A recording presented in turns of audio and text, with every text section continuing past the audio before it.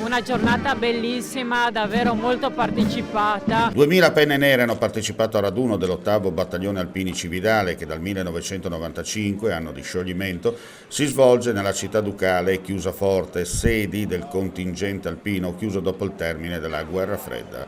Una giornata baciata e mitigata dal sole che suggella il legame tra Cividale, Alpini e le sue genti. Assolutamente, questa è una zona molto importante che ha visto veramente coinvolti molti soldati e questo sentimento, come abbiamo visto oggi, ha unito però la comunità, ha reso veramente questo territorio un territorio coeso, unito, con il vero senso della comunità proprio anche per tutte le battaglie che ci sono state. Alpini, uomini di patria ieri, oggi di pace. Cambiano gli scenari con l'obbligo di Naia da 20 anni decaduto, che giocoforza non alimenta più quella linea continua generazionale tra penne nere, ma Alpino resta un marchio scolpito e granitico, capace di coinvolgere anche figli e nipoti, una sorta di testimone perenne nel tempo. Essendo anche uno dei primi proprio raduni, abbiamo sempre una grande affluenza qui a Cividale e noi questi raduni lo facciamo altro che per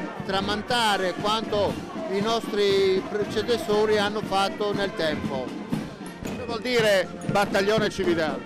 Beh, il Battaglione Cividale, come ho detto io questa mattina, è un connubio, un rapporto ombelicale con la città di Cividale, in quanto è nato proprio in questa città e poi trasferitosi a Chiusaforte nel 63.